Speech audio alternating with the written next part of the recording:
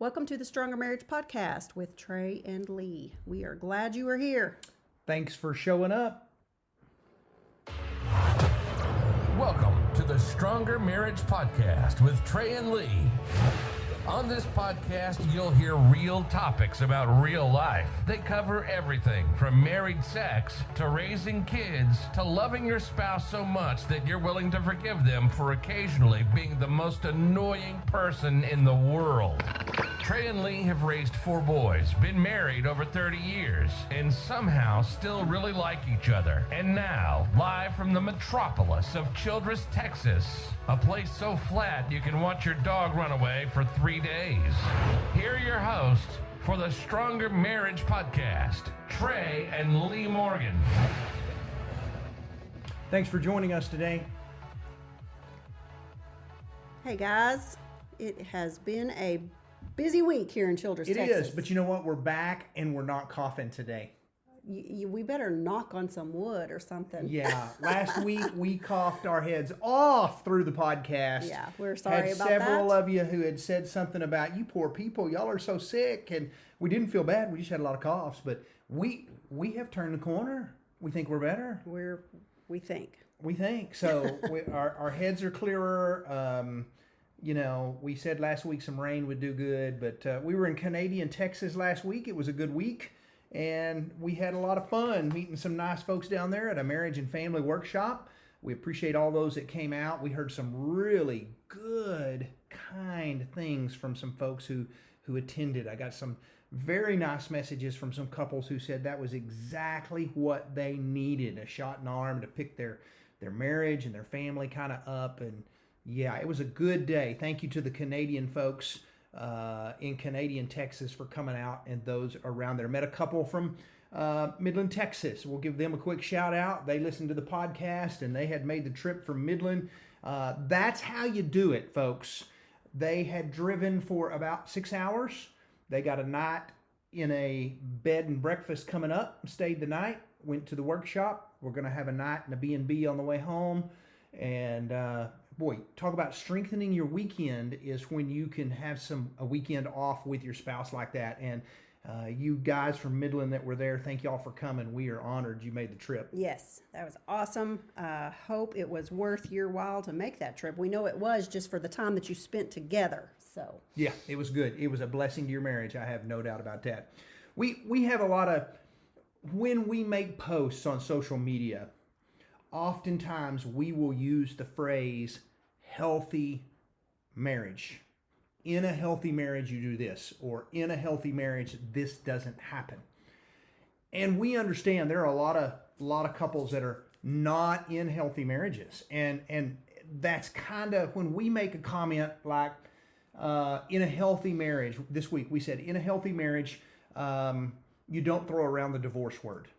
And we also understand that sometimes in marriages, you don't understand that because maybe you're in a marriage that's not very healthy at the time. But your goal can be, I want to get to a healthy marriage so that it's good for my kids, it's good for us, we're building a healthy marriage.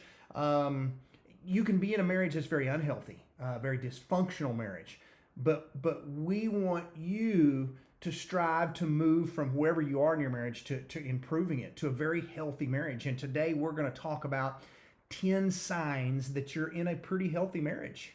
10 ways to know that, hey, we're headed in the right direction. And so use these little podcasts and these little lists as episodes to just kind of go, just gauges of where are we? How are we doing on this list of 10? That's and right. And that's kind of the idea here. that's right. And if we touch on something today and you think, ooh, we really need to work on that one a little bit, that doesn't mean your marriage is unhealthy. That just means, that might just be a little area of weakness that you can go to work and you can improve on that. So, just some things to shoot for in your marriage. Yeah, because we've got places in our marriage that are little rough spots that we're always working on trying to improve. And so when you work through here and you go, hey, number 5 or number 7, that's one we really need to work on. Maybe talk about your spouse with it and go, let's see if we can't pick it up in this area and become a little healthier in that. So let's talk about those 10. And I actually kind of hinted to the first one since it was right off the top of the list. in a healthy marriage, you don't throw around the D word, the divorce word. Yeah. Yeah. Some of you may have been going, what's the D word? Yeah. You know, when we got married very young, we grew up in an atmosphere where, you know, our parents didn't talk about getting divorced. You know, they didn't threaten that with each other. We just kind of grew up knowing marriage is for life. That's what our parents modeled for us. That's what our grandparents modeled. We've come from a long line of healthy marriages that, you know, just were in it for the long haul. And that doesn't mean you have to, you know, in it, even though you're miserable and, you know, whatever. But we went into it knowing that divorce wasn't an option for us. Now, could things have come up that might have affected the way we think? Yes. But for the most part, we just didn't go around talking about, you know, if we were mad at each other, well, I just want a divorce. You know, I mean, that's just not, that's not healthy. Yeah, it's not healthy to throw around the divorce word in a threatening way, meaning you don't go around and go, well, fine, you know, we just don't get along on this. Maybe we should have not got married. Maybe we should just get a divorce.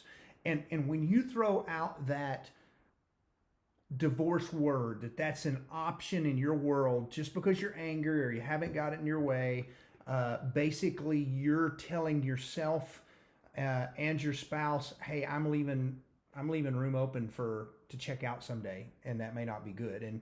And while there are reasons for divorce, people do get divorces. There are unhealthy marriages.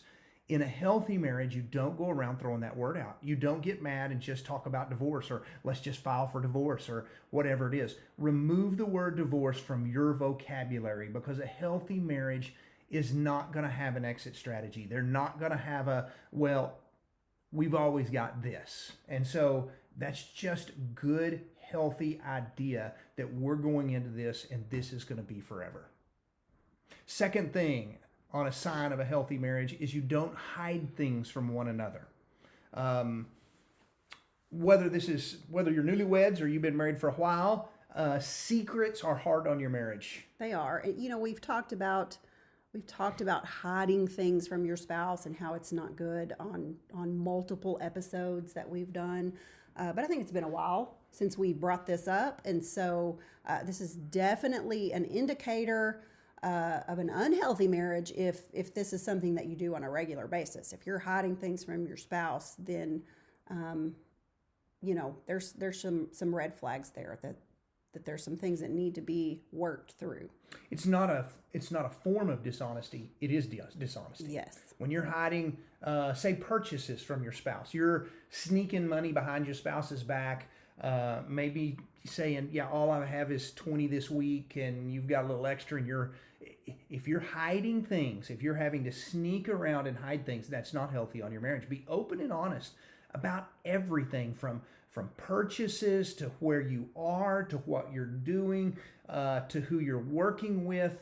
If you're leaving out details to hide things from your spouse, that's not healthy, and that's a sign that you're not in a healthy marriage or in a healthy place right now. That's right. Now, when it comes to purchases, I just want to throw this out there. There should be a lot of mutuality when it comes to finances in marriage. Both people should know, you know, what's coming in, what's going out. There should not be one of you that rules the money with an iron fist, where the other spouse doesn't feel like they can ever spend any money. You know, you need to feel like if you want to make a little purchase here and there, you need to be able to feel like you can do that. And so, yeah, there needs to be some healthy, what's the word I'm looking for? Boundaries. I don't know, some give and take. Yes. With the finances. So we just want to say that. I mean, there may be a spouse out there that's thinking, well, the only way I can ever buy anything is if I keep it from my spouse, because they just don't ever let me spend money. So we just want to, you know, I mean, that's not healthy either. No, that's hiding things when you're Yeah. hiding the checkbook and you're hiding the funds from your spouse. Yes. And so communicate about those things and communicate about purchases. We communicate about purchases. If I have something, and when I say significant, I'm not talking thousands of dollars, but if I have something that's kind of bigger than a $20 purchase, I'm going to probably run it by you. Hey, I am thinking about buying a pair of this or buying this, and I'm not just going to go do it and go, yeah, did I not tell you I was going to buy this? Because it may have been something not in the budget, whatever it is. But we want to, don't hide passwords from one another. Don't keep your phone secretive to one another. One of the best accountabilities we have is we can pick one another's phones up at any time and use them, and we're okay with that. That's a healthy thing of knowing, hey, look at my phone. I'm good with whatever on here. My heart rate doesn't go up. I don't sweat it. We are welcome to look at any conversations.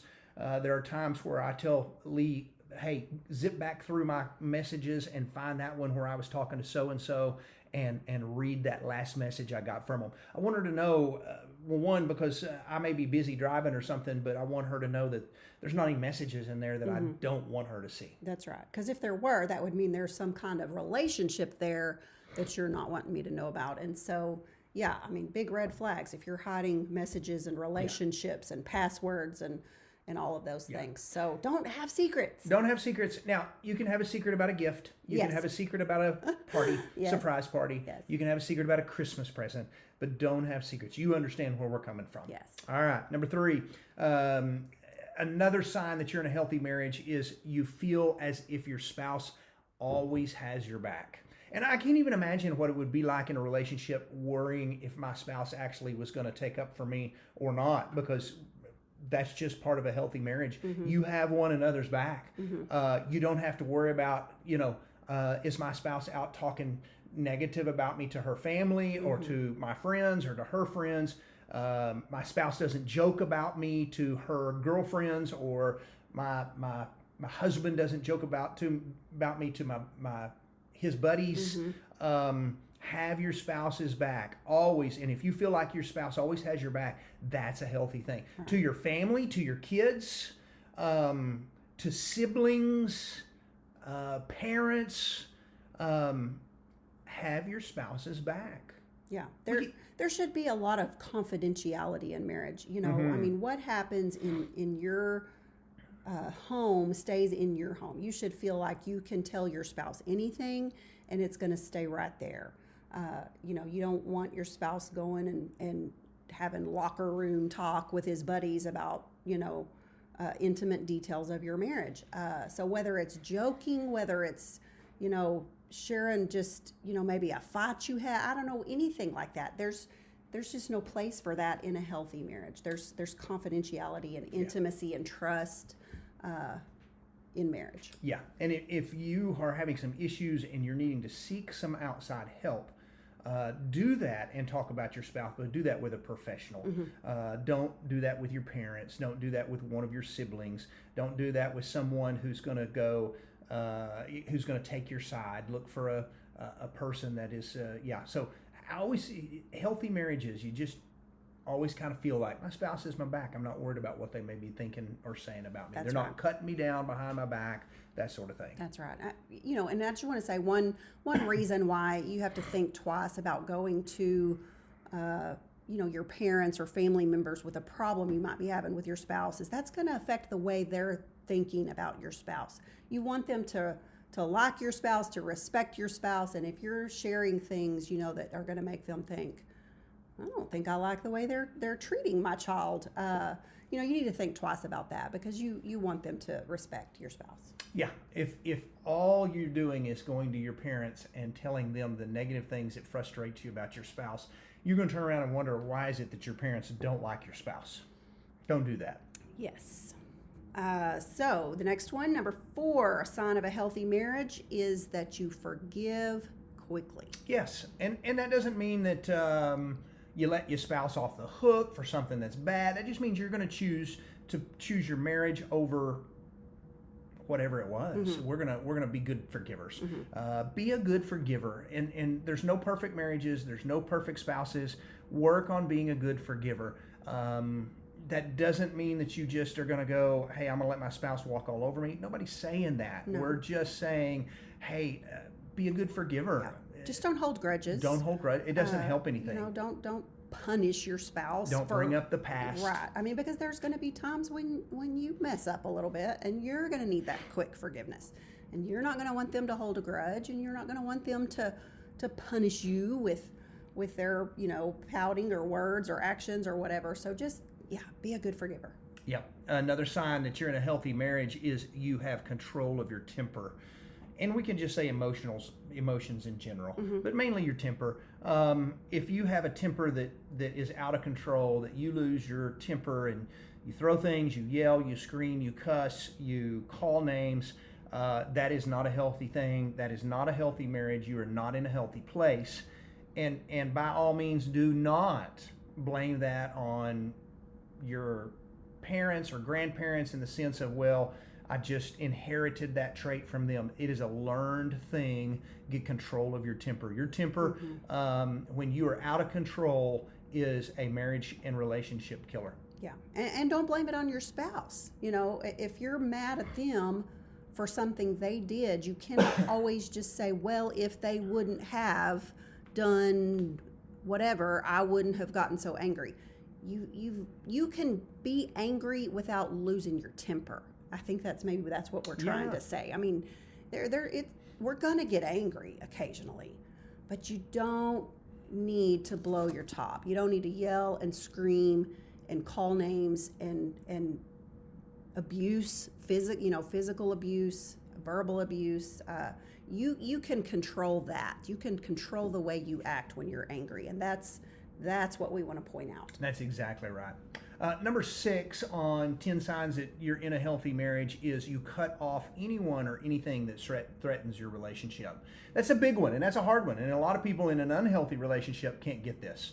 But in a healthy relationship, that just means if there is something threatening your marriage, you will cut that off. You will stop whatever that is, whether that is a friendship, whether that is a family member. Now, we're talking threatening. We're not talking, my sister-in-law was grouchy to me the other day and said a couple of negative things. That doesn't mean she's threatening our marriage. She was in a bad mood. Whatever it was, what we are saying is, hey, if there is something out there that's threatening your marriage, that's causing huge problems in your relationship and your spouse has got problems with it, you need to consider what they're saying and say, do I need to end this? If there's a coworker that your spouse is uncomfortable with, if there's a friend that your spouse says every time you're with them, you do something you shouldn't.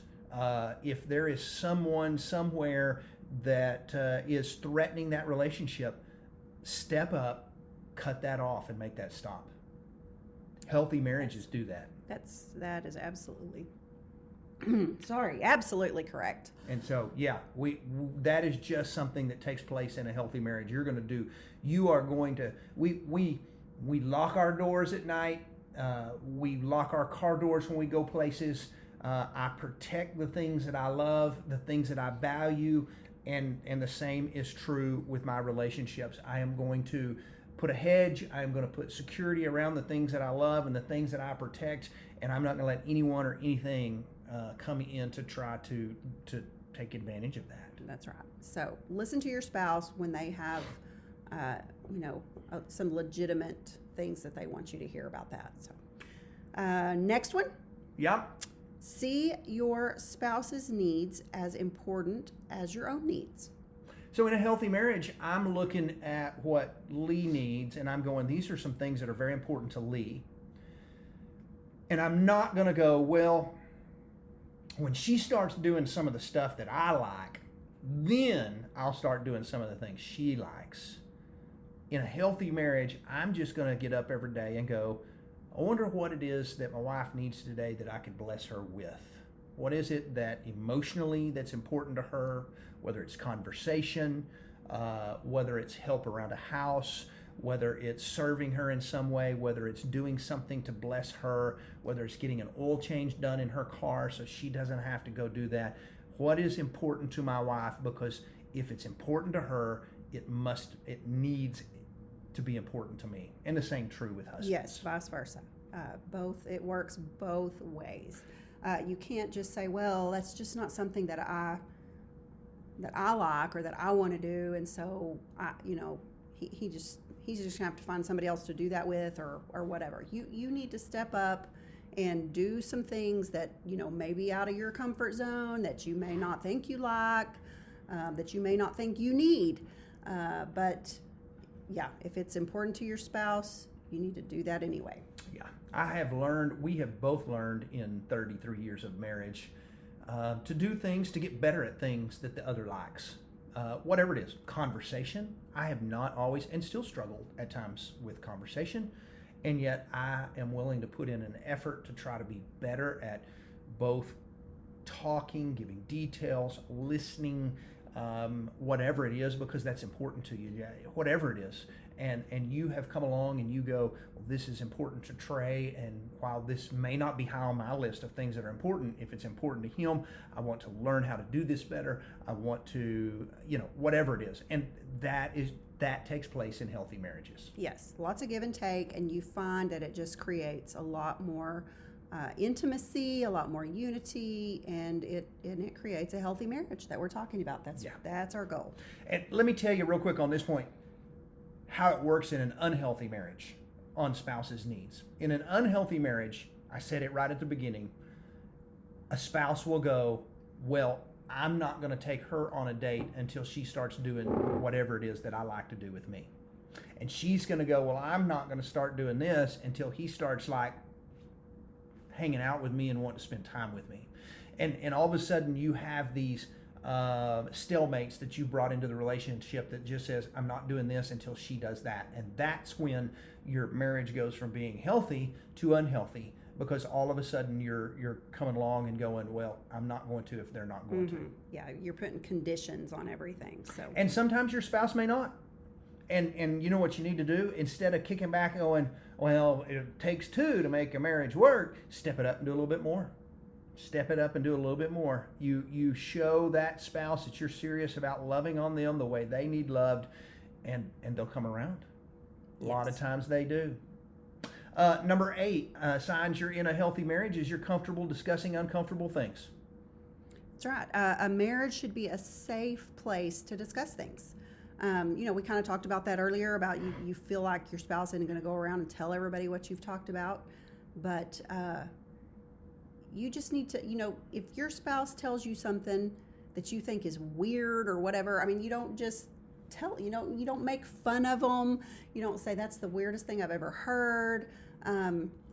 You've got to make your spouse feel safe to discuss uncomfortable things. Yeah, and if your spouse shares something with you and you belittle them or make fun of them and go, nobody feels like that, that's the dumbest thing I've ever heard, they're going to stop sharing things with you. You have to create a safe environment in which you can talk and share things and know that if I bring this up, it may hurt my spouse's feelings or may cause a little conflict, but this is a safe place and I know my spouse is going to love me.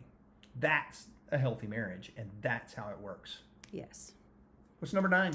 You seek ways to spend time together. Yeah, healthy marriages want to hang out. Yeah, you gotta keep that friendship alive. So you may have busy schedules, you may work, odd, weird hours, but do whatever you can to find, carve out little pieces of time where you can spend together. Whether that's, lunch dates, coffee together in the mornings before you leave for work. I don't know. You've got to find time to spend together. If you never want to hang out with your spouse, then that's a sign that something's not probably where it needs to be. Mm-hmm. If they're not your go-to person, they need to be who you call first when you get exciting news. When you have a day off and you're excited about, I got a day off, do you want to go do something? You seek ways to spend time together. That's a healthy thing that healthy marriages do. Number 10. In a healthy marriage, sex is meaningful. Yes. Now, meaningful can mean a lot of things. It means it's important, but it doesn't always work. Not every marriage is the same way, and not every marriage should be based on is what's the average of sex, how often, and are we doing it that often? That's not what we're saying, meaning you enjoy connecting with your spouse. Mm-hmm. Yeah, there's a lot of things that can affect, this, your age, your health, if you've got an illness, if you're pregnant. I mean, there's just a lot of things that can affect this. But overall, in a healthy relationship, it's a meaningful experience that both of you enjoy. And while society often overvalues sex, They make a really they big make a huge deal out of it. They put a whole lot of emphasis on the physical aspect of it. It's not the most important thing in the world. It's not what society, they kind of blow it out of proportion. But at the same time, many couples undervalue the importance of it. And it is a very important element of a healthy marriage. It should be mutually satisfying for both people. It should be a meaningful experience. Couples have to sometimes find the middle ground on this, but the result is a meaningful level of intimacy. There should be a connection. You should feel a connection when you have sexual intimacy in marriage. And if it's not, if you're thinking it's just not, then we hope you'll have an honest conversation with your spouse, with each other, and figure out why. Figure out why it's not meaningful and enjoyable for both of you. Goes back to number 8. Your spouse should be able to come to you and discuss some uncomfortable things without you throwing a fit or going, you're making a big deal out of this. Yeah, these are 10 signs of just a healthy marriage, and hopefully 10 things that you can kind of go through and go, hey, there's a couple of areas that we can work on in here. We're doing well on these.